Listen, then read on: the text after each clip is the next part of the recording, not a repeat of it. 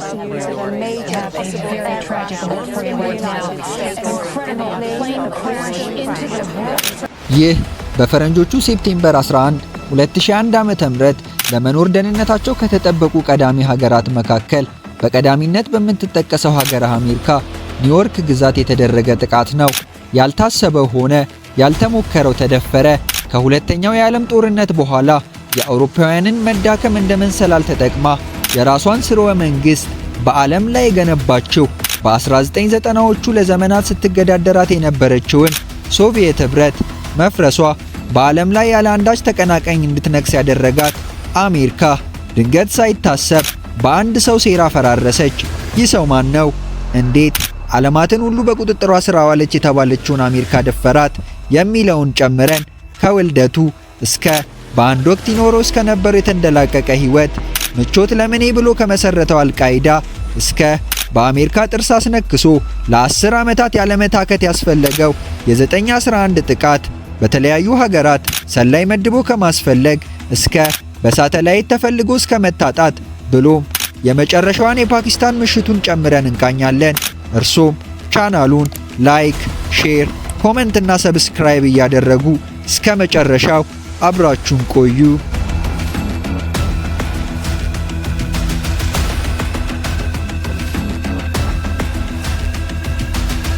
ጊዜው 1957፣ ቦታው ሪያድ ሳውዲ አረቢያ።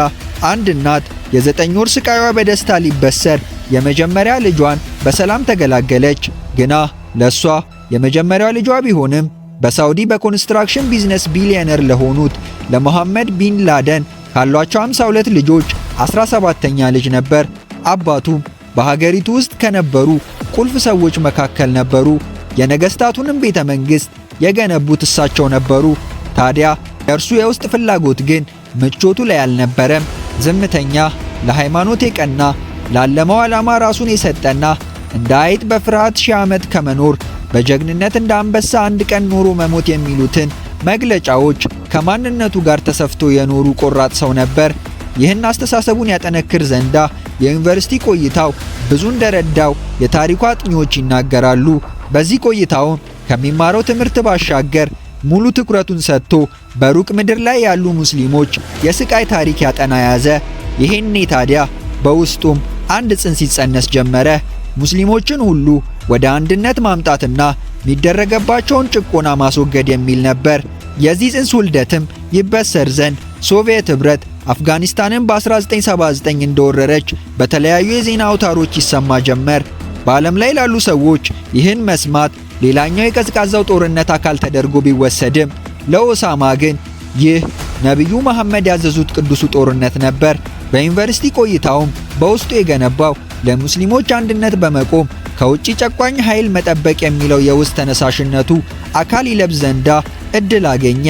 ምንም እንኳ በምቾት ተንደላቆ ቢያድግም በቀረው ህይወትም በዛው ምቾት ውስጥ የመኖር እድል ቢኖረውም ነገር ግን ውስጡ ለተቀጣጠለው ዓላማ ይኖር ዘንዳ የትግል ህይወቱን ለአፍጋኒስታን በመዝመት ብሎ ጀመረ።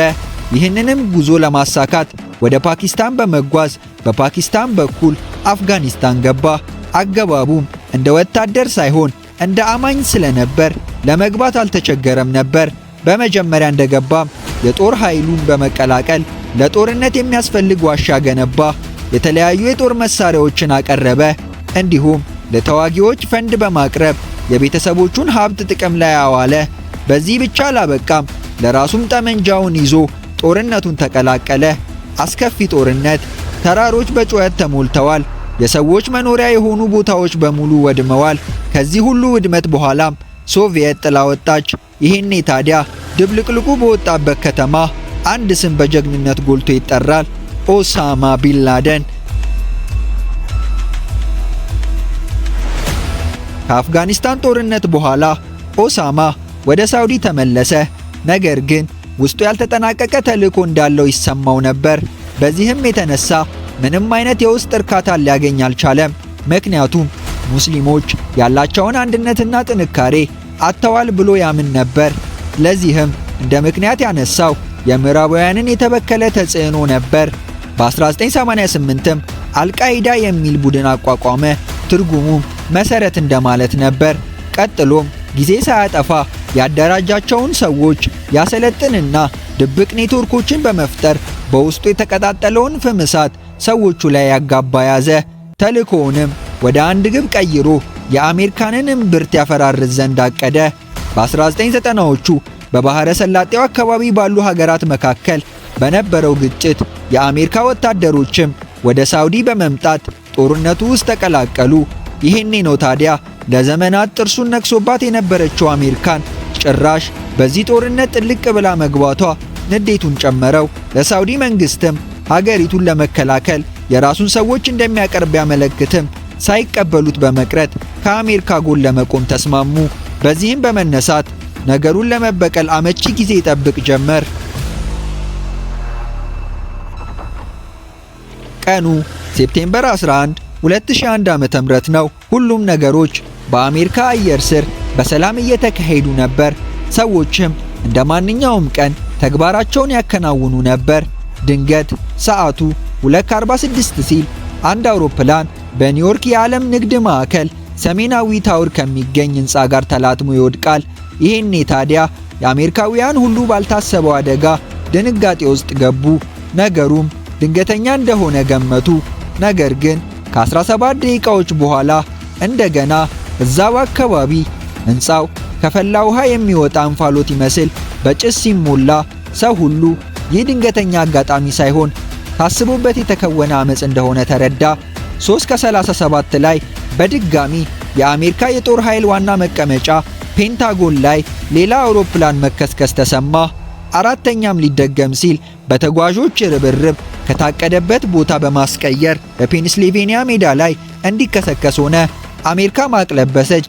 ማንም ቀና ብሎ ያላያት ለዘመናት ዜጎቿን ጠብቃ የኖረችው ሀገር 3000 የሚጠጉ ሰዎችን ገበረች።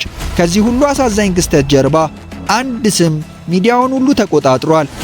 ኦሳማ ቢንላደን። ዩኤስ ተቆጣች። በሳምንታት ውስጥ አፍጋኒስታንን ወረረች። የታሊባንን መንግስት ከስልጣን አስለቀቀች። ለዚህም እንደ ምክንያት ያነሳችው ቢንላደንን ደብቀሻል የሚል ነበር። ነገር ግን ቢንላደን በዚያ አልነበረም። አሜሪካ ብዙ ቦታዎችን አሰሰች፣ አፈነዳች፣ አጠመደች። እሱ ግን ሊገኝ አልቻለም። እያንዳንዱ የድምፅ ቅጂዎች፣ እያንዳንዱ መልእክት ልውውጥ ለአሜሪካ ስጋት፣ መገኛው ያልታወቀ መንፈስ ሆነባት። ዓለም ሁሉ ግራ ተጋብቶ አንድ ጥያቄ ይጠይቃል። ኦሳማ የት ነው? ኦሳማ ጸጥታ በሞላበት አቦታባድ ፓኪስታን ከዋና ከተማዋ የሰዓታት ያህል ርቀት በምትገኘው ስፍራ ከአንድ ትልቅ ግድግዳ ጀርባ ያለምንም ኢንተርኔት ከሚስቱና ከልጆቹ ጋር ተደብቆ ነበር። በዛው ስፍራም አትክልቶችን በማሳደግ ዶሮዎችን በማርባት ያቋቋመውን የአልቃይዳ ማህበር ትዕዛዝ ለመስጠት የሚጠቅመውን ደብዳቤዎች በመጻፍ ጊዜውን ያሳልፍ ነበር። ስሙን ሲሰማ ዓለም የሚንቀጠቀጥለት ይህ ሰው ራሱን በተለመደ የዝግታ አኗኗር ሰውሮ ከዓለም ሳተላይቶች ሁሉ ተሰውሯል። ግና አሜሪካ የተዳፈራትን ሰው እስክታገኘው አላረፈችም። በአንዲት አሳቻ ቀንም የ10 ዓመት ተስፋ ለመቁረጥ አንድ ፍንጭ ይዞ መጣ። የቢንላደን ቁልፍ ሰው አቡ ሐመድ አልኮዋቲ ወደ አንድ ስውር ተደርጎ ወደ ተሰራ ስፍራ ሲንቀሳቀስ ተመለከቱት። ምንም አይነት ጎብኚም ሆነ ምንም አይነት የስልክ መስመር በአካባቢው የለም። አንድ ረዘም ያለ ሰው ሁል ጊዜ በግቢ ውስጥ ይመላለሳል። ምናልባት ቢንላደን ይሁን? ይህ የአሜሪካ የስለላ ቡድን ዋናው ጥያቄ ነው። ግንቦት 1 2011 ጨረቃ አልባዋ ሌሊት የአሜሪካ ናቪ ሲል የሚባሉት ለልዩ ተልእኮ የሚላኩ ወታደሮች አፍጋኒስታንን አቋርጠው የፓኪስታንን አየር በዝግታ ተቀላቀሉ። ሰዓቱ ከምሽቱ 1 ሰዓት ሆኗል። ያለምንም ማመንታት የጠረጠሩትን ስፍራ በፍጥነት በመክበብ ተኩስ ከፈቱ። ምንም እንኳ ከውስጥ ያሉት ታጣቂዎች ለመከላከል ቢሞክሩም በቀላሉ ከጨዋታው ወጡ። ወታደሮቹ ወደ ላይኛው ፎቅ በፍጥነት ከመውጣታቸው አንድ ያልታጠቀ ረዘም ያለ ፂማም ሰው ከፊታቸው ቆሟል። ወዲያው 2 የጥይት ድምፅ ተሰማ። ቢንላደን ከወለሉ ተዘረረ። ብቻውን አሜሪካንን የወረረው የክፍለ ዘመናችን አደገኛ ሰው በስተመጨረሻ እጅ ሰጠ። አሜሪካም ጨከነች። ሬሳውን እንኳን ቤተሰቦቹ ቀብር ሳያደርጉለት በባህር ውስጥ አለችው። የወቅቱ የአሜሪካ ፕሬዝዳንት ባራክ ኦባማ እንዲህ ሲሉ ለዓለም አወጁ። ፍትህ ተፈጸመች። ዛሬ አሜሪካ ለፍትህ ያላትን የማይወላውል መሰጠትን ለዓለም ሕዝብ አረጋግጠናል አሉ። በአንጻሩ የቢንላደን ወዳጆች በሐዘን አነቡ። እሱ የመሰረተው አልቃይዳም ሌላ መሪ ሹሞ ጉዞውን ቀጠለ። እርሶስ ምን ይላሉ? ቢንላደን ወይስ አሜሪካ? መልሶን በኮሜንት ላይ ያስቀምጡልን። ለዛሬው በዚያ በቃን። እስከ መጨረሻው አብራችሁ ስለቆያችሁ እናመሰግናለን።